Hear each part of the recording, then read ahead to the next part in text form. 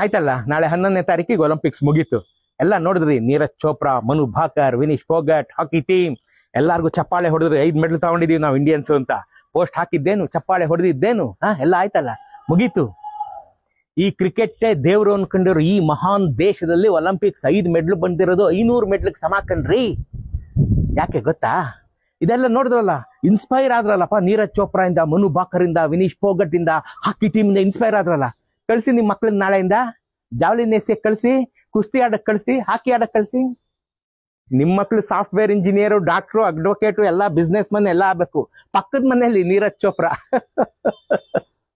ನೀವು ಒಲಿಂಪಿಕ್ಸ್ ಅಲ್ಲಿ ಮೆಡಲ್ ಗೆಲ್ತೀರೇನ್ರಿ ನೀವು? ಅಯ್ಯೋ, ಈ ದೇಶದಲ್ಲಿ ಒಲಿಂಪಿಕ್ಸ್ ಮೆಡಲ್ ಗೆಲ್ಲೋದಲ್ಲ ಕಣ್ರಿ ಹೆಚ್ಚುಗಾರಿಕೆ. ಒಲಿಂಪಿಕ್ಸ್ ತನಕ ಹೋಗೋದೇ ಮೆಡಲ್ ಗೆದ್ದಂಗೆ. ಯಾಕೆ ಗೊತ್ತಾ?